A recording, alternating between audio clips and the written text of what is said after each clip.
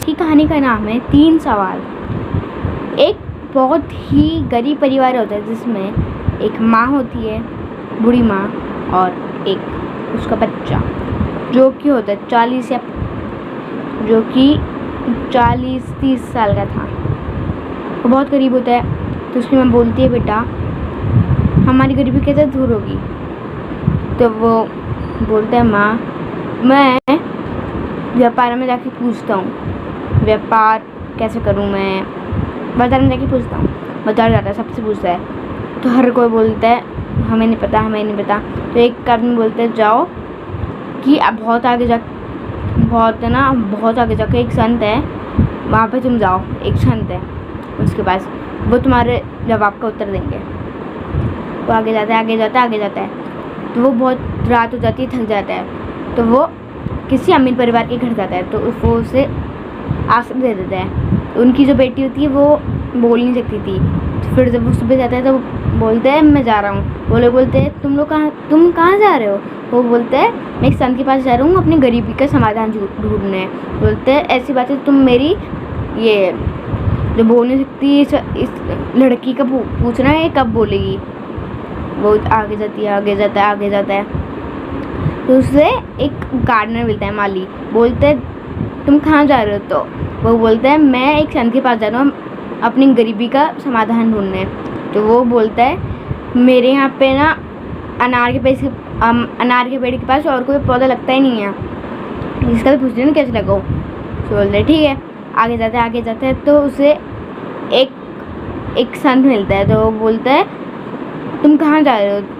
तो वो गरीब आदमी बोलता है, मैं एक बहुत बड़े संत के पास जा रहा हूँ जिससे मैं पूछूंगा कि मेरी गरीबी कैसे दूर होगी। बोलते, तुम ये भी पूछ लेना कि मैं ना 100 सालों से है ना तपस्या कर रहा हूँ, पर अभी तक मुझे ना विद्या मिली है ना कुछ। ये भी पूछ लेना कब मिलेगी मुझे और कैसे मिलेगी। वो बोलते हैं, ठीक है। वो आगे जाते हैं। उसे आखिर संत मिल ही जाते हैं। तो वो आदमी बोलते हैं, बाबा मुझे आपसे कुछ सवाल पूछना है। तो संत बोलते हैं, बेटा मैं सिर्फ 3 सवालों का उत्तर दूंगा। वो सोचने लगता है, मैं किसे सवाल काटूं, उस अमीर परिवार का, माली का, या फिर संत का, या अपना? तो सोचने लग जाता है। तो आखिर वो अपना सवाल काट के पूछता है, मैं एक व्यापारी है, उसकी बेटी बोल नहीं सकती, वो कब बोलेगी? तो संत बोलता है, जब वो अपने पति को देखेगी। फिर पूछता है कि एक माली है, उसके अनार के पेड़ के पास कोई और पौधा नहीं लगेगा। तो फिर वो संत बोलता है कि उसके अनार के पेड़ के पास जो ज़मीन है ना, उसमें 2 स्वर्ण कलश रखे हैं जिसमें बहुत सारा पैसा भरा है।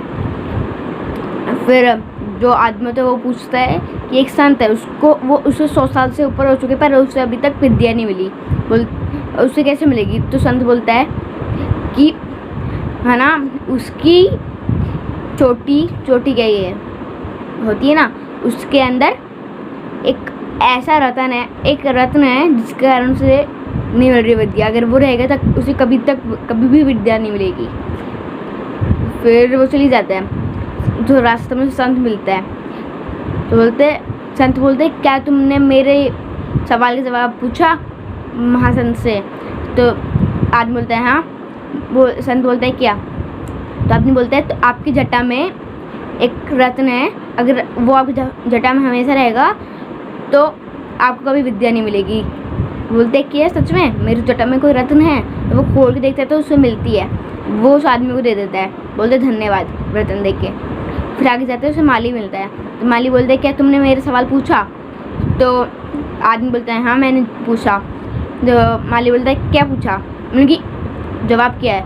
तो आदमी भी बोलता है, आपके अनार के पेड़ के पास 2 स्वर्ण कमल, इसमें बहुत सारा पैसा भरा है। तो वो खोदता है तो उसे मिल जाता है। तो वो उसे एक स्वर्ण कलश दे देता है, धन्यवाद बोलता है। फिर आगे जाता है, उसे वो अमीर परिवार मिलता है। तो अमीर परिवार बोलता है कि तुम्हें पता चला कैसे बोलेगी मेरी बच्ची? तो वो बोलते हैं, जब वो अपने पति को देखेगी तभी वो बच्ची आ जाती है। वो जैसे उस गरीब आदमी को देखती है, वो बोलने लगती है। सब लोग चौंक जाते हैं। फिर एक सोने के रथ में दोनों की शादी हो जाती है। बहुत सारा पैसा लेके वो गरीब आदमी आता है अपने घर, बोलते हैं माँ देखो आपकी बहू इतना सारा पैसा, वो बोल पर मैं अपना सवाल नहीं पूछ पाया। तो उसकी माँ बोलती है बेटा जो अपना स्वार्थ छोड़ के दूसरों के बारे में सोचे उसका हमेशा सवाल हो चाहे कुछ, उसका हमेशा भला ही होता है। हमें ये शिक्षा मिलती है हमें कभी भी स्वार्थी नहीं होना चाहिए।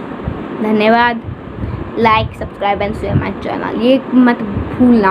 और एक और चीज़ मत भूलना, कितनी बार बताऊँ, सब्सक्राइब आप करते तो हैं पर नोन कर देते हैं, ऑल कीजिए।